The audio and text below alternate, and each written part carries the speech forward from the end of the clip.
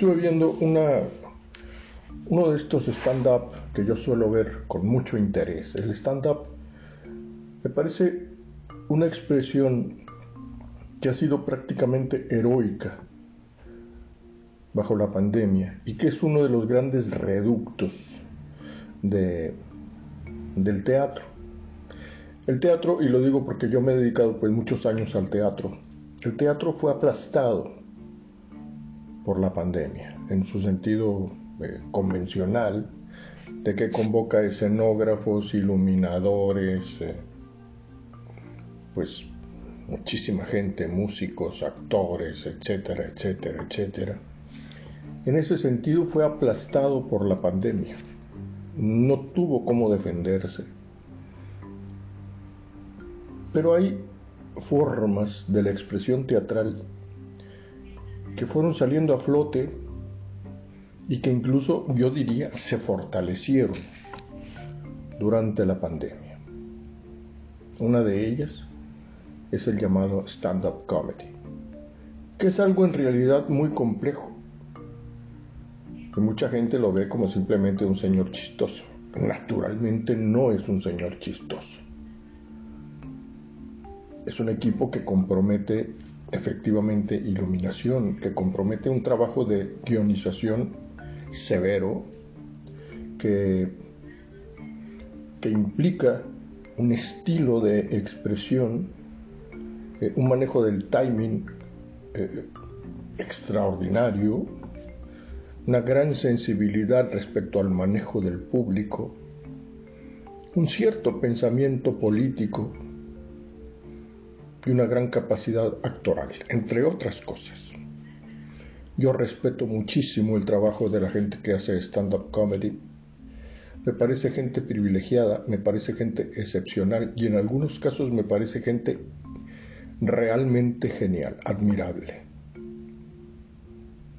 Hay otros que simplemente, tratan de hacerse los chistosos, lo cual no está mal, porque todos queremos hacernos los chistosos. Yo mismo cuento chistes a veces, y son chistes muy malos, lo reconozco. El otro día contaba un chiste allí en YouTube que decía, pronóstico del clima, se espera para este sábado heladas y para este domingo crudas. No es un buen chiste, y menos contado como yo lo cuento. Pero fue lo que se me ocurrió. Naturalmente no tuvo éxito, pero es una muestra de que todos en algún momento queremos hacernos los chistosos. La gente del stand-up está mucho más allá. Ha sabido navegar contra la pandemia, ha sabido apoderarse muy eficazmente de las redes sociales y por eso es que hoy tienen mucho prestigio, algunos de ellos, mucho prestigio. Pero lo que yo les quería decir es que hay un comediante que a lo mejor ustedes no lo saben, pero es muy trascendente, es muy importante. Se llama Juan Carlos Escalante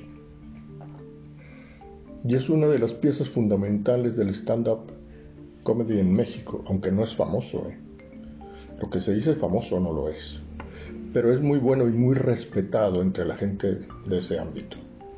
Bueno, pues Juan Carlos Escalante decía en una de sus comedias, creo que se llama Mi abuelo es mi primo, algo así, decía, yo dirijo un programa de televisión cultural y la televisión cultural es muy parecida a un hijo, que solo la mamá y el papá lo ven como algo bonito. Pues sí, algo hay de verdad en eso.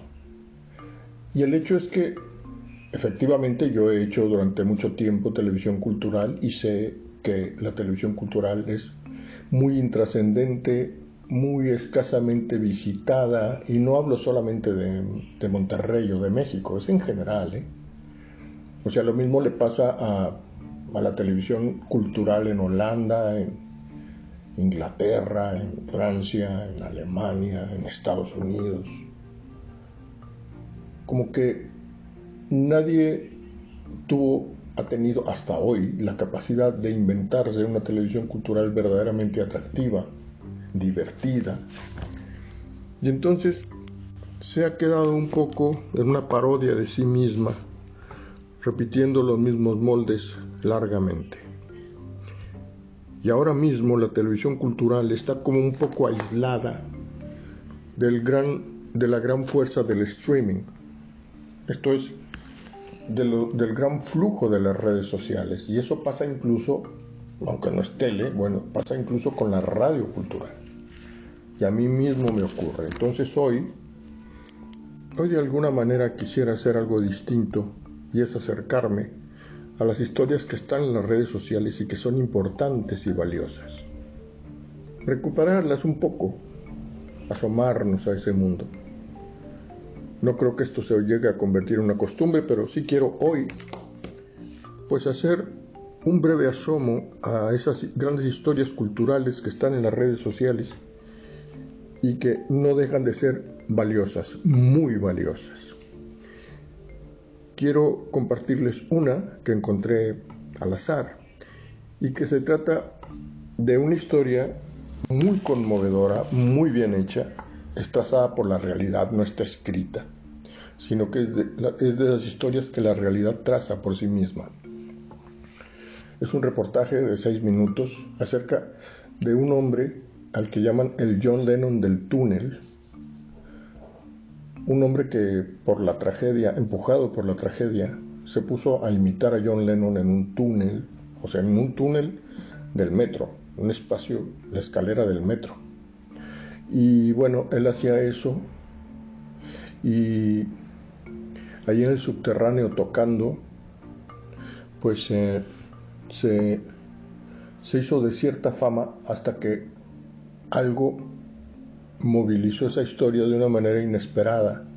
Y entonces yo le decía a Mario Núñez, qué interesante es esto, como un hombre que se supone que está en la desgracia, de pronto encuentra a otro que está aún peor, porque ocurrió que alguien vino a sustituirlo, o sea, surgió un impostor del imitador de John Lennon del túnel.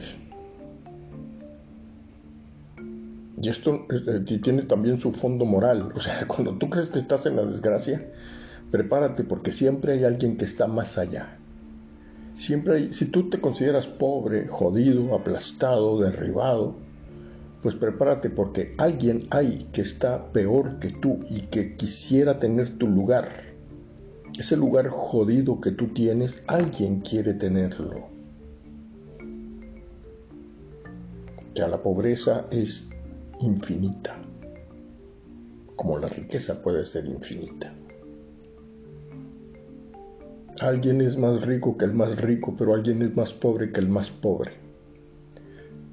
Y eso es lo que yo leí en esta historia, que es la historia de el John Lennon del túnel.